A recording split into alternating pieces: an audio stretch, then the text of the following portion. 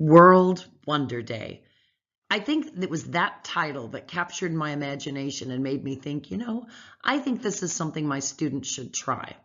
And so I signed up for World Wonder Day 4 years ago, and we were paired with a classroom in Greece, and we were asked to address the issue of hunger in our own communities. We did some research, and my students discovered how many families were fed by Second Harvest Food Bank in our area, and we reported all of this to our partner class in Greece.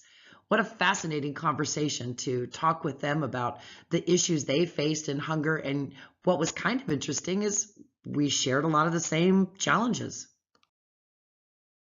So after brainstorming with their counterparts in Greece, my students decided they were going to tackle the hunger problem in Manteca through the canned food drive we have every Thanksgiving. First, my students wanted to get an article in the newspaper, and of course I told them reporters don't normally come out for that kind of thing, but then they said, well, can we write an article? And I thought, wow, kids are asking me to write? That's perfect. So they wrote their article and we submitted it to the newspaper, which very kindly printed it. And then they made a lovely display in our main window, which is on a major street in our city. And then my students started talking it up. What happened was nothing short of a miracle. Through my students' efforts, we tripled the amount of canned goods and dry goods that were gathered in that year's canned food drive. My students now were feeling empowered because they got to pack up all of those canned goods into boxes and load them into the truck that would take them to the people who are hungry. Now I have a class of fifth graders who feel like they can conquer challenges locally. They couldn't wait to get back on Skype and talk to their friends in Greece to tell them the news. What I realized was that there was a lot of good benefit in my students becoming globally competent. That's why it's so important for us in Manteca Unified School District to build our global competency. Now, I know it can be very scary, and teachers often ask me, you've got to be pretty brave to take a step like that. And you know what? It's really not all that brave. It's just taking that first step. Let me show you how easy it is to weave this into our everyday curriculum. Common Core standards work in conjunction with the framework for 21st century learning. What's terrific about the Global Competence Matrix is it actually has a lot of correlation with the framework for 21st century learning. Let's take a look. First, we're asking students to be critical thinkers. Take a look. We've got a crossover right there. We want students to work collaboratively. Again, more crossover, communication and collaboration. We want students to be adaptable and comfortable with ambiguity, flexible, adaptable. We want students to understand different perspectives, and we want them to have social and cross-cultural skills. It's just overwhelming, the overlap that you can see. We want students who are 21st century digital technology learners. It's just amazing when you take a look at all of the crossover, it becomes very clear that it would be very easy to fold global competency into the framework for 21st century learning and thereby prepare our students not just to be good global citizens, but to be successful in their lives and in their future careers. When students become globally competent, they build natural empathy. My students were a mirrored classroom for a classroom in Sweden last year. One of the first things we did was we shared with them our rules, and we love making posters. They're up on the wall all year long. So we sent pictures to them of our rule posters. Well, they were so excited by it, they took the idea and did the same thing. So their class rules are also on posters.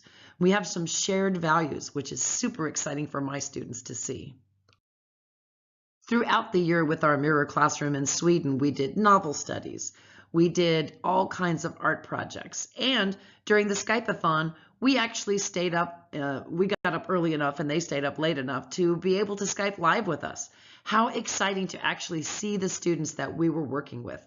What was great for my students is they realized that the Swedish students didn't speak English as well as we did. So my students started sharing and sending them videos of how to pronounce words in English. Amazing collaboration. We took the next step when we were asked to take part in the Why Water project, which involved 9 schools and 6 continents, where we took a look at water issues where we lived and shared them out globally to our partners around the world. Talk about eye-opening information from my students. We were also shocked to learn of the difficulties in Asia with child sexual abuse. And my friends in Asia were asking, well, what do your students do to keep safe? So my students decided they needed to be a part of this 5 Safe Fingers project, and they created presentations that we shared with students in Asia about stranger danger and how to take care of themselves. Honestly, I've started seeing empathy building in my classroom, not just for classrooms around the world, but within our classroom. Students became nicer to each other and more willing to collaborate and work together. Then a friend of mine in Brussels asked if I wanted to do a global project with him. So we created Human Differences, which brought together students from 37 countries and 6 continents and 50 schools to talk about gender equality and building bridges. My students were not aware of issues in gender inequality. They hadn't seen it in their own lives and were shocked when they talked with students in China about it. It was an amazing project that my students were able to do research on, watched what the other students had researched and put up on the website, and then shared their ideas for possible solutions to the challenges faced. We hit so many standards and so many things in the 21st century framework and global competency. It was amazing. And I was so proud of my students for the hard work they put in. Because they were collaborating with students around the world, they wanted to do the work. They were excited to do the work and didn't realize how much work they were actually doing. My students were also very excited to be a part of Cultivate World Literacy, which my friend Julie Hembry and I co-authored. We had over 130 classrooms around the world talking about favorite authors. We learned about so many new authors in countries that we'd never even heard of these authors. And then we talked about what are the challenges for literacy and how can we make some small change. The videos put up by students around the world were eye-opening to my students. My students are a Title I school. They don't often get out of our city. And being able to see the world made them realize that there are people out there just like them who have the same kinds of challenges and the same kinds of difficulties. And if they work together, they can come up with great ways to solve them. Isn't that why we became educators in the first place? To make a positive difference in the world? And to do that, we need to make certain that our students have the tools and strategies they need to make a positive difference in their future world. That's why global competency is so important. Our students will learn the valuable skills of communication, collaboration, critical thinking, and creativity, but most importantly, empathy and an understanding that we are not alone. In truth, we are one. We are one. I don't know where you're from. We are one. That's all I know. We are one. We are one. If you are from America, and if you are from India, and if you're from Nigeria, whoever black or white, we are one, we are one, we are one, we are one, we are one, and we can make it. We are one, we are one, we are one, and we can make it.